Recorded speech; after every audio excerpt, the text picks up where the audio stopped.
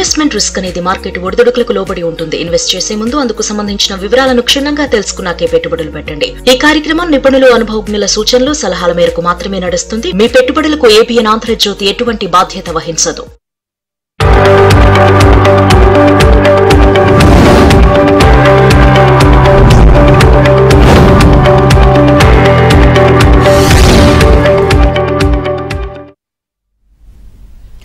Business updates చూద్దాం. దేశీయ stock మార్కెట్లు ఫ్లాట్ గా ప్రారంభమయ్యే సెన్సెక్స్, నిఫ్టీ లాభ నష్టాల మధ్య ఊగిసలాడుతున్నాయి. SBI Life Insurance, ONGC, NTPC, Asian Paints, Kotak Mahindra షేర్లు లాభాలు ట్రేడ్ అవుతుండగా TCS, Tech Mahindra, Tata Steel, Cipla షేర్లు నష్టాల్లో కొనసాగుతున్నాయి. ఈ రోజు మార్కెట్స్ పై వారి విశ్లేషణ తెలియజేసేందుకు బిజినెస్ అనలిస్టులు వివేక ప్రసాద్ గారు, అలాగే రాజేంద్ర గారు లైవ్ లో సిద్ధంగా ఉన్నారు. Good morning sir. సార్, వివేక ప్రసాద్ గారు మీరు చెప్పండి, సెప్టెంబర్ క్వార్టర్ కూడా అయిపోయింది కాబట్టి సో ఈ క్వార్టర్ లో గతంతో పోలిస్తే పెరిగిన ఇండస్ట్రీ షేర్లు ఏంటి, వాటిని ఇంకా అంటే కన్సిడర్ చేయొచ్చు అంటారా, లేకపోతే అవాయిడ్ చేయడం మంచిదంటారా? ఎప్పుడైనా ఏ స్టాక్ అయినా మంచిదైతే కొనుక్కోవాలి అనుకునే కన్నా కూడా మంచిదైపోయినా చౌకలో అందుబాటులో ఉంటే కొనుక్కోవాలి అని ప్రయత్నించడం మంచిది. ఎందువల్లంటే లేకపోతే ఫియర్ ఆఫ్ మిస్సింగ్ అవుట్ లాగా అంతా వెంటబడుతున్నారని పెరిగిపోయిన షేర్లో పెరిగిపోయిన తర్వాత మనం కొనుక్కుంటే తర్వాత మిగిలేదు నిరాశ, నిరాశ తప్పితే ఇంకేముండదు. అందువల్ల నేను ఇప్పుడు ఏం చేస్తానంటే బ్రీఫ్ గా ఒకసారి మన ఇన్వెస్టర్స్ అందరికీ కూడా వీలుగా ఉంటాను, వీలుగా ఏ షేర్లు ఓవర్ ప్రైస్ అయిపోయిందో చూపించడానికి ప్రయత్నం చేస్తాను. అంటే ఇండస్ట్రీ వైజ్ గా చూస్తే ఇప్పుడు మీకు నా స్క్రీన్ మీద షేర్ చేస్తున్నాను, అదే కనుక చూసినట్లయితే అందులో ఆటోమొబైల్ ఇండస్ట్రీ షేర్లు జూన్ రిజల్ట్స్ వచ్చేటప్పటికి ఎంత ఉంటున్నాయా అని చూస్తే దాని మార్కెట్ క్యాప్ దాదాపుగా 14,72,000 crores ఉంటే, అంటే మంచి కంపెనీలు అండి, దాదాపు 5,000 కోట్ల కన్నా మార్కెట్ క్యాప్ ఎక్కువ ఉన్నవి. అవి అమాంతం పెరిగిపోయి వచ్చి ఎక్కువ క్వార్టర్ లో మార్కెట్ ఏం పెరగల, ఇండెక్స్ ఏమి, కానీ అవి మాత్రం 17,21,000 crores అంటే బ్రహ్మాండంగా పెరిగిపోయి ప్రస్తుతం ఉండవలసిన ప్రైస్ దాదాపు దగ్గరలో ఉన్నాయి. కాబట్టి అందులో ఇంకా ఆపర్చునిటీస్ వెతుక్కుంటాను అంటే అది గ్యారంటీగా చీకటి రూమ్ లో ఆ ఆపర్చునిటీస్ కోసం వెతుక్కోవటం అది మంచి పద్ధతి కాదు. అలాగే ఇంకా 2 ఇండస్ట్రీస్ ఉన్నాయి. ఇంకొకటి ఆటో యాన్సిలరీస్ కూడా పెరిగింది, 4,49,000 కోట్ల నుంచి 4,96,000, అంటే అది కూడా దాదాపుగా మోర్ దాన్ 10-12% పెరిగింది. నెక్స్ట్ పవర్ జనరేషన్ చూస్తే అది దాదాపు 7 లక్షల కోట్లు ఉందో ఇప్పుడు 7,60,000 కోట్లకి చేరింది. అంటే ఈ 3 ఇండస్ట్రీస్ మాత్రం బాగా పెరిగాయి. ఏది ఇంత బ్యాడ్ క్వార్టర్ ఉండి మార్కెట్ మొత్తం స్తబ్దత ఉంటే కూడా. కాబట్టి ఈ 3 కంపెనీ సెక్టర్ లో ఆపర్చునిటీస్ వెతుక్కోవటం అంత మంచిది కాదు. దీంతో పాటు ఇంకా కొద్దిగా అవాయిడ్ చేయగలిగిన ప్రస్తుతానికి రిజల్ట్స్ వచ్చే వరకు ఉంటే మైనింగ్, ఎలక్ట్రానిక్స్ కూడా అవాయిడ్ చేయడం మంచిది. అంతే తప్ప ఫియర్ ఆఫ్ మిస్సింగ్ అవుట్ లాగా అందరూ కొంటున్నారు పెరిగిపోతున్న మాత్రం దయచేసి కొనకండి. Right sir. రాజేంద్ర గారు, గత 2 రోజులుగా చూసినట్లయితే లాభసాటి సవరణల తర్వాత కూడా నిఫ్టీ బుల్స్ 25,000 మార్కును నిలబెట్టగలిగారు. అండ్ అలాగే గత కొన్ని రోజులుగా ఎఫ్ఐఐలు నెమ్మదిగా కొనుగోలు చేస్తున్నాయి. సో ఈ పరిస్థితుల్లో నిఫ్టీ మరియు బ్యాంక్ నిఫ్టీ చార్ట్లు ప్రస్తుతం ఏం సూచిస్తున్నాయి? ఐ థింక్ బుల్లిష్నెస్ అయితే రెజ్యూమ్ అయిపోయిందండి మార్కెట్ లో. ఓన్లీ థింగ్ ఏంటంటే మనకి 1000 points పెరిగినాక కొద్దిగా రిట్రేస్మెంట్ సైడ్ వేస్ కామన్. సో లాస్ట్ 4 days లో అదే చూసాం మనం. సో ఐ థింక్ 7th రోజు 25,220 దాకా వెళ్ళటం చూసాం. అక్కడ నుంచి మీరు అన్నట్టు 25,000 దాకా కరెక్ట్ అవటం చూసాం. అండ్ సిగ్నిఫికెన్స్ ఏంటి అంటే ఇక్కడ చార్ట్స్ లో మనకి 20-day మూవింగ్ యావరేజ్ ఏదైతే ఉందో దానిపైనే కాన్స్టెంట్ గా ట్రేడ్ అవుతుంది. అండ్ ప్రాబ్లీ ఇక్కడ నుంచి కూడా ఇంకా మోర్ అప్ సైడ్ సూచిస్తుంది మార్కెట్. బై ఆన్ డిప్ స్ట్రాటజీని అవలంబించాలి. సో 24,025,002 ఇప్పుడు 20-day మూవింగ్ యావరేజ్ ఉంది. దానిపైన ఉన్నంత కాలం బుల్స్ పట్టు కంటిన్యూస్లీ కొనసాగే ఛాన్సే మనకు కనిపిస్తుంది. అండ్ ఈవెన్చువలీ 25,220 పైన ఇన్ కేస్ ఈ రోజు క్లోజ్ అవుతే కనుక, అంటే ఇప్పుడు 25,236 ఉంది, ఈ లెవెల్లో క్లోజ్ అయిందంటే కనుక 25,448 లెవెల్ అనేది ఓపెన్ అప్ అవుతుంది. సో హైయర్ హైస్ ఫార్మేషన్ జరుగుతుంది, plus 20-day moving average above ఉంది, లోవర్ లెవెల్స్ లో బయింగ్ వస్తుంది. కాబట్టి లాంగ్ పొజిషన్స్ కి ఎక్కువ మనం చూపిస్తే ఇట్స్ ఎ గుడ్ ఐడియా అని చార్ట్ సజెస్ట్ చేస్తున్నాయి. సిమిలర్లీ బ్యాంక్ నిఫ్టీ నిన్న మనం మన షోలో ఉదయం అనుకున్నాం, ఒకవేళ ఐటీ కొంచెం డిసప్పాయింట్ చేసినా కూడా మనీ డెఫినెట్లీ మళ్ళా బ్యాంకింగ్ లో మూవ్ అవుతుంది అని. సో అదే జరిగింది ఈ రోజు. ఈవెన్ బ్యాంక్ నిఫ్టీ కూడా మొన్నటి స్వింగ్ హై 56,502 ఏదైతే ఉందో దానిపైన క్లోజ్ అయింది అంటే కనుక about 50 points from the current market price. Eventually ఇది లైఫ్ టైమ్ హైని అటెంప్ట్ చేసే ఛాన్స్ ఉంటుంది, విచ్ ఇస్ 57,628. సో ఇంకా ఇక్కడ నుంచి కూడా almost 12 to 1,300 points or 1,400 points up move ఉంది. కాబట్టి డెఫినెట్లీ బ్యాంక్ నిఫ్టీ నిన్న కూడా మనం చెప్పాం బై చేయొచ్చు అని. ఐ థింక్ ఇప్పుడు కూడా బై డిప్స్ అనే స్ట్రాటజీ మనకి బ్యాంక్ నిఫ్టీ సూచిస్తుంది. డౌన్ సైడ్ మనకి సపోర్ట్ చూస్తే కనుక 55,600 దగ్గర ఒక మేజర్ సపోర్ట్ ఉంది. So of course market correct అయితే 700-800 points పడతాం అనేది చాలా చాలా కామన్ బ్యాంక్ నిఫ్టీలో. అలాంటి రిస్క్ తీసుకునే ట్రేడర్స్ ఎవరైతే ఉంటారో ఫస్ట్ ప్రైస్ పాయింట్ ఇక్కడ కొనాలి. 700 పాయింట్స్ పడితే కనుక సెకండ్ ప్రైస్ పాయింట్ లో తీసుకోవచ్చు. Eventually life time high in the next 1 quarter లోనే వచ్చే ఛాన్స్ ఉంది, విచ్ ఇస్ 57,628. రైట్, కాలర్ రెడీగా ఉన్నారండి. శర్మ గారు విజయవాడ నుంచి కాల్ చేస్తున్నారు. Good morning sir. రాజేంద్ర గారు నమస్కారం sir. Tata communications, Moldtek package రెండు ఇవాళ ప్రాఫిట్ బుక్ చేద్దాం అనుకున్నాను సార్, మీ సలహా చెప్పరా? ఐ థింక్ రెండు కూడా they are doing okay names అండి. సో టాటా కమ్యూనికేషన్ మనం చూస్తే కనుక ప్రాబ్లీ 1752, ఇన్ఫాక్ట్ ఈరోజు 3% పైకి పెరగటం చూసాం. సో మీకు ఒకవేళ మనీ అవసరం అయితేనే షుడ్ ట్రై టు సెల్ అండి, ఎందుకంటే 1818 అనేది ఒక మేజర్ రెసిస్టెన్స్ ఉంది, ఇక్కడ నుంచి 60-70 పాయింట్స్. లేదు నాకు మనీ అవసరం లేదు, 1 to 2 quarters హోల్డ్ చేస్తాను ఉంటే కనుక probably should try to hold. And eventually 1600 నుంచి 1800 వరకు రేంజ్ లో ట్రేడ్ అయ్యే ఛాన్సెస్ కనిపిస్తుంది. అండ్ మోల్టెక్ ప్యాకేజింగ్ మనం చూస్తే కనుక ప్రాబ్లీ ఈ స్టాక్ కూడా I think side ways trend లో ఉంది అని చెప్పాలి. బట్ లాస్ట్ 7-8 months తో ఒక అప్ ట్రెండ్ కూడా రెజ్యూమ్ అవటం చూసాం. సో 410 నుంచి 890 లేక ఇప్పుడు సైడ్ వేస్ ట్రెండ్ లో ట్రేడ్ అవుతుంది. సో ఈ స్టాక్ కూడా 890 ఏదైతే ప్రీవియస్ స్వింగ్ హై ఉందో అండ్ స్వింగ్ లో ఏదైతే ఉందో 686 ఈ రేంజ్ లో ట్రేడ్ అయ్యే ఛాన్స్ ఉంది. సో కరెంట్లీ 743 దగ్గర ఉంది. మీకు మనీ అవసరం అయితేనే షుడ్ బుక్ ప్రాఫిట్స్ అండి, రెండు కూడా మీరు మంచి స్టాక్స్ లోనే ఉన్నారు. రైట్, నెక్స్ట్ కాలర్ చంద్రశేఖర్ గారు హైదరాబాద్ నుంచి కాల్ చేస్తున్నారు. Good morning sir. Good morning అండి, ప్రసాద్ గారితో మాట్లాడతానండి. చెప్పండి చేస్తారా? చెప్పండి సార్. ప్రసాద్ గారు, జీవీ టీ&డి అండి, ట్రాన్స్ఫార్మర్స్ అండ్ డిస్ట్రిబ్యూషన్స్ గురించి చెప్తారా? తప్పకుండానండి. అంటే ఫస్ట్ పవర్ జనరేషన్ గురించి ఇవాళ మనం చెప్పడం జరిగింది. ఎప్పుడు కూడా పవర్ జనరేషన్ లో కానీ దానికి సంబంధించిన రిలేటెడ్ ఎక్విప్మెంట్ లో ట్రాన్స్మిషన్ డిస్ట్రిబ్యూషన్ అంటే కొద్దిగా గొప్ప పవర్ రిలేషన్ లో ఉన్న కంపెనీనే. ఈ కంపెనీ కూడా ఇప్పుడు యాక్చువల్ గా చూస్తే కనుక లాస్ట్ 52 weeks లో బాగా పెరిగిన మాట కరెక్ట్. ఇంకా పెరుగుతుందా అంటే ఇంకా 10% వరకు పెరగడానికి ఛాన్స్ ఉంది. రిజల్ట్స్ రావడానికి దగ్గరలోనే సమయం ఉంది కాబట్టి, అంటే సెప్టెంబర్ క్వార్టర్ కూడా అయిపోయింది కాబట్టి మీకు ధైర్యం ఉంటే చాలు. అంటే ఆశ కూడా అక్కర్లా, ధైర్యం ఉంటే కనుక ఇంకా వెయిట్ చేయాలి. నా లెక్క ప్రకారం 3400 is a reasonable price for this company to reach. అందువల్ల 3400 వస్తేనే అమ్మాలి, అదర్వైజ్ అమ్మవలసిన అవసరం లేదు. మీకు ఇప్పుడు స్క్రీన్ మీద రిజల్ట్స్ చూపిస్తున్నాను, కనుక నోటీస్ చేస్తే ఈ కంపెనీకి ఎంత స్పెక్టాక్యులర్ పెర్ఫార్మెన్స్ ఉందో మీకే కనపడుతుంది. 3000 కోట్లు ఉన్న టర్న్ ఓవర్ 4600 కోట్లు అవడం, ప్రాఫిట్ మార్జిన్ అయితే ఏకంగా 2% కూడా లేని ప్రాఫిట్ మార్జిన్ 16% వచ్చింది. అంటే ఏ రకంగా చూసినా బ్రహ్మాండంగా ఉంది. ఇందులో ఉన్నటువంటి ఈ ఎలక్ట్రిక్ ఎక్విప్మెంట్ లో ఓన్లీ నెగిటివ్ ఏంటంటే టారిఫ్ భయం ఒకటే, అది కూడా ఎంతగా భయంగా లేదు, కనపట్టలేదు. కాబట్టి నా లెక్క ప్రకారం just hold on, don't sell. Results వచ్చినాక బాగాలేకపోతే అమ్ముదాం, లేదా రేట్ ఇంకా రివైజ్ అయిందనుకోండి, రిజల్ట్స్ బాగుంటే మళ్ళీ రివైజ్ అయిపోయి 3400 వల్ల 4500 అవ్వచ్చు రివైజ్ ఫేర్ ప్రైస్, అప్పుడు ఇంకా ఉంచుకోవాలి. ఊరికి ఎక్కువ టర్న్ ఓవర్ చేస్తే బ్రోకర్లు బాగుపడతారు కానీ మీరు నేను బాగుపడాం. అందువల్ల దయచేసి try to hold on to good stocks which have still potential to grow. ఒకవేళ ఫుల్ పొటెన్షియల్ వచ్చేసినామంటే అమ్మేద్దాం. Right sir, next caller Ravikrishna గారు కాల్ చేస్తున్నారు. Good morning sir. మార్నింగ్ అండి. మార్నింగ్ ప్రసాద్ గారికి, రాజేంద్ర గారికి.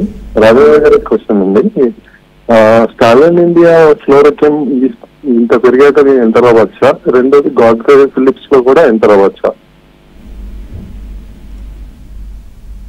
స్టాలిన్ ప్రాబ్లమ్ మనకు చూసామండి లాస్ట్ 7 to 8 months చార్ట్ చూస్తే కనుక వన్ సైడ్ వర్టికల్ అప్ ఉంది. సో ఇది ఐ థింక్ రీసెంట్ లిస్టింగ్ లా కనపడుతుంది, ఎందుకంటే ఈ జనవరిలోనే 2025 జనవరిలో 120 దగ్గర లిస్ట్ అయిన స్టాక్ అబౌట్ 60 దాకా వచ్చి ఇప్పుడు 330, అంటే ఆల్మోస్ట్ 5 times or 6 times పెరగటం చూసాం. సో ఇలా పెరిగినప్పుడు ప్రాబ్లీ రిస్క్ అనేది చాలా చాలా ఎక్కువ ఉంటుంది అండ్ రివార్డ్ అనేది తక్కువ ఉంటుంది. కాబట్టి పేషెన్స్ అనేది ఇంపార్టెంట్ అండి ఇలాంటి స్టాక్స్ లో, if you want to build the position. So నా ఉద్దేశంలో ప్రాబ్లీ స్వింగ్ లో ఏదైతే ఉందో 258 ఫస్ట్ సపోర్ట్ ఉంటుంది, అంటే ఇక్కడ నుంచి 70-80 రూపీస్ కింద ఫస్ట్ సపోర్ట్ ఉంటుంది. అక్కడ వరకు one should try to wait.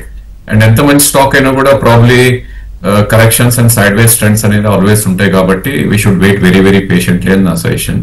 లేదు వీఆర్ మిస్సింగ్ అవుట్, నేను కొంటాను అంటే కనుక మేబీ ఎస్ఐపి మోడ్ లో you should try to invest. So by the time 250 వచ్చేసరికి షుడ్ బి ఫుల్లీ ఇన్వెస్టెడ్ అండి. సిమిలర్లీ గోద్రేజ్ ఫిలిప్ కూడా probably near to the high end of the range లోనే ట్రేడ్ అవుతున్న స్టాక్. సో లాస్ట్ 6 months లో 1480 నుంచి almost 3900, so close to about more than 60% పెరిగిన name ఇది కూడా. అఫ్ కోర్స్ దీనిలో ఒక మేజర్ సపోర్ట్ పాయింట్ అనేది 2900 దగ్గరే కనపడుతుంది యాజ్ ఆఫ్ నౌ. సో 3300 ఉంది కరెంట్ మార్కెట్ ప్రైస్. టాప్ నుంచి చూస్తే కనుక I think 600 points already correct అయింది 3009 నుంచి 3300. So it should start buying. మీకు long term view 1 to 2 years view ఉంటే కనుక definitely should start buying. And 2900 వరకు కుదిరే ఫలిప్ అక్యుమిలేట్ చేసే ప్రయత్నం చేయొచ్చు. Right sir, next caller Balaraju గారు కాల్ చేస్తున్నారు. Good morning sir. Good morning sir మాట్లాడండి. హలో సార్ మీ టీవీ వాల్యూమ్ తగ్గించి మాట్లాడండి. Okay okay madam. అది నాది గోదావరి షేర్స్ ఉన్నాయి sir, Nagarjuna Godavari. Hello Godavari power అండి? కాదు, నాగార్జున ఫర్టిలైజర్స్, గోదావరి ఫర్టిలైజర్స్ ఉన్నాయి sir. Okay, I think in Unduguda they're not trading. Godavari Fertilizers, I think it's merged long back ane నాకు గుర్తుంది. ఈవెన్ NFCL కూడా ప్రాబ్లీ ఇప్పుడిప్పుడే కొద్ది ట్రేడ్ అవుతున్న నేమ్ ఇది, 5 రూపీస్ దగ్గర ట్రేడ్ అవుతుంది. సో ఇవన్నీ ఏంటంటే ఐ థింక్ బ్యాంకింగ్ లోన్స్ వాటి కోసం దే డిఫాల్టెడ్ అండ్ కంపెనీని కూడా మధ్యలో కొంతమంది టేక్ ఓవర్ చేసే ప్రయత్నం చేశారు, but eventually it didn't happen అనమాట NFCL. సో లాస్ట్ ఇయర్ 2024 జనవరిలో 15 రూపాయలు ఉన్న స్టాక్ ఆల్మోస్ట్ ఈ మార్చ్ వచ్చేసరికి 4 రూపీస్ రావటం చేసాం. And it's a very penny stock లాగానే ట్రీట్ చేయాలండి ఇది మనం. సో మీ దగ్గర ఉన్న స్టాక్ ఏదైతే ఉందో కరెంట్లీ 4 రూపీస్ ట్రేడ్ అవుతుంది, అరౌండ్ 5 రూపీస్ దగ్గర. ఇన్ కేస్ మీరు రిస్క్ అపిటైట్ ఉంది మీ పోర్ట్ఫోలియోలో ఒక చిన్న కాంపోనెంటే NFCL అనుకుంటే కనుక హోల్డ్ చేయాలి, otherwise you should try to exit on rallies. In fact ఆ ర్యాలీ కూడా I don't think it will cross beyond 8 or 9 rupees ఇక్కడ నుంచి. సో సెలాన్ రైజ్ NFCL చెప్పొచ్చు. లేదు నేను ఉంచేస్తాను, నేను లాటరీ టికెట్ కొన్నాను అనుకుంటే కనుక ఈవెన్చువల్లీ ఐ థింక్ లాస్ట్ జనవరిలో వచ్చిన 15 రూపీస్ మేబీ ఒకసారి వచ్చే ఛాన్స్ ఉంటుంది. Welcome back sir. ప్రసాద్ గారు మీరు చెప్పండి, పెరిగే షేర్స్ వెంట పరిగెత్తడం మన రిటైల్ ఇన్వెస్టర్స్ కు అలవాటే. సో మరి ఈ రకంగా చూసినట్లయితే గనక ఈ క్వార్టర్ లో బాగా పెరిగిన షేర్లు ఏంటి, అవి ఓవర్ ప్రైస్ జోన్ లోకి వెళ్ళాయి అని అనిపిస్తుందా మీకు? అంటే ఇప్పుడు కూడా మన రిటైల్ ఇన్వెస్టర్స్ ఉన్న వీక్నెస్ అదేనండి. అంటే మంచి కంపెనీ కొనుక్కుందాం, చౌకలో కొందాం ఆలోచించరు.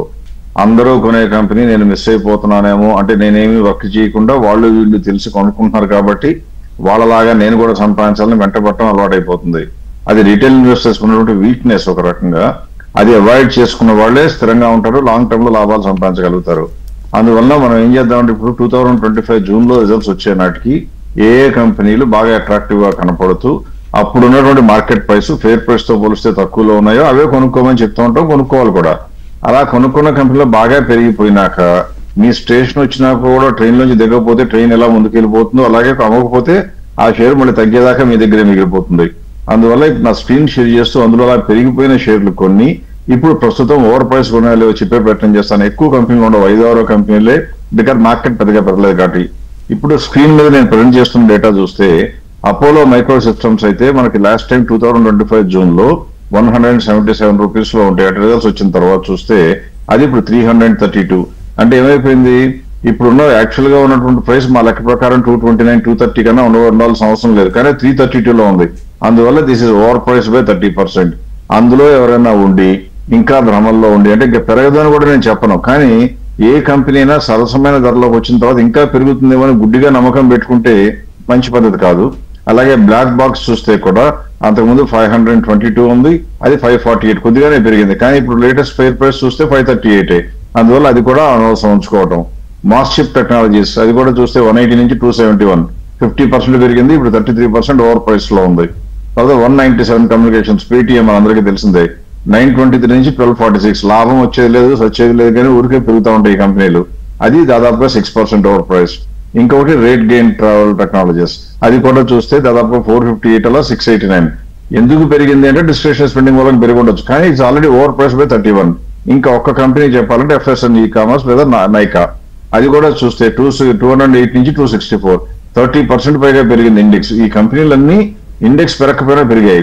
ఇంకా పట్టుకు వేలాడుతాను అంటే అది మరీ భ్రమంలో బతకడం అంత మంచి పద్ధతి కాదు. నా లెక్క ప్రకారం ఈ కంపెనీలన్నీ కూడా వెంటనే అమ్ముకోవాలి, కానీ ఇంకా ఆశపడించుకోవడం అంత క్షేమం కాదు. రైట్, కాలర్ రెడీగా ఉన్నారండి. కృష్ణ గారు నెల్లూరు నుంచి కాల్ చేస్తున్నారు. Good morning sir. నమస్తే సార్, నేను నెల్లూరు నుంచి మాట్లాడుతున్నాను సార్. హిందుస్థాన్ జింక్, వారే ఎనర్జీ ఈ రెండు కొనొచ్చు సార్ ప్రెసెంట్ రేట్ లో? ఎప్పుడు కూడా కంపెనీ కొనాలి అనుకుంటే ముందు ఫండమెంటల్స్ స్టడీ చేశారో లేదో చూడాలండి. హిందుస్థాన్ జింక్ ఏంటంటే ఒక రకంగా క్రూజ్ షిప్ లాంటిది, అంటే సముద్రంలో వెళ్ళిన షిప్ నెమ్మదిగా వెళ్తూ ఉంటుంది, కుదుపులు పెద్దగా రావు గవర్నమెంట్ పాలసీలు మారితే తప్పితే.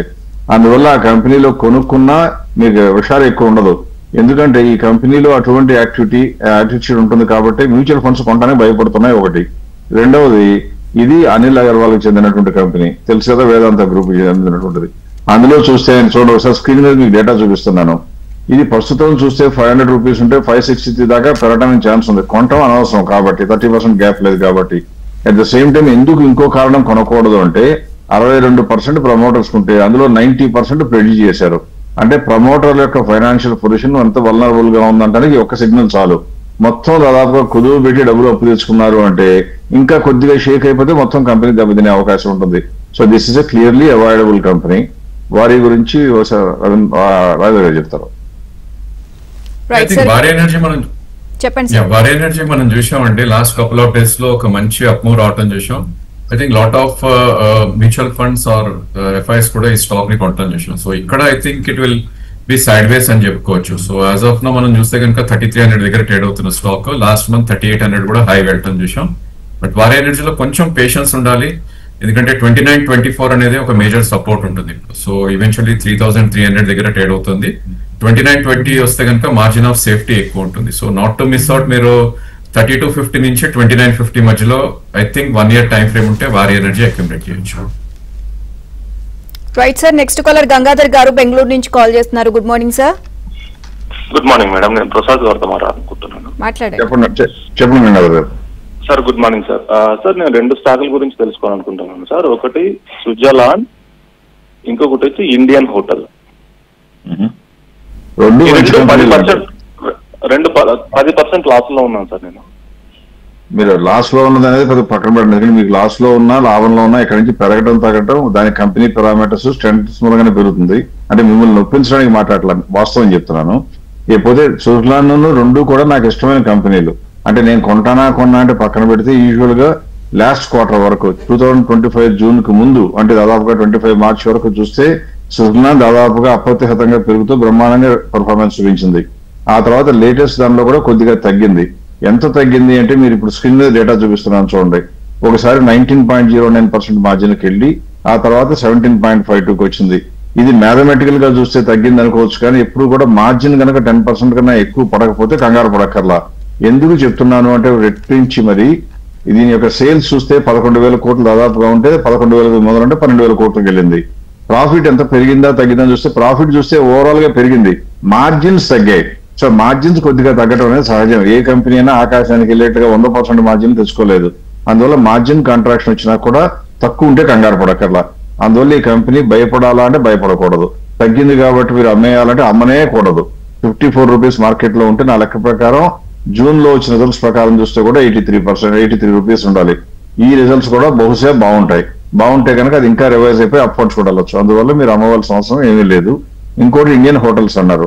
ఇండియన్ హోటల్స్ లో మీకు తెలిసిందే, ఇప్పుడు కూడా టాటా గ్రూప్ లో ఉన్న కంపెనీలు ఏదైనా సరే హోటల్ ఇండస్ట్రీ ఉన్నా ఏదైనా కూడా స్టాండర్డ్స్ ఉంటాయి. ఈ మధ్య వాళ్ళు కొట్టుకు తగలబడుతున్నారు కానీ అందుకే తగ్గింది తప్పితే అదర్వైజ్ ఈ కంపెనీలో తగ్గడానికి కారణాలు ఏమీ లేవు.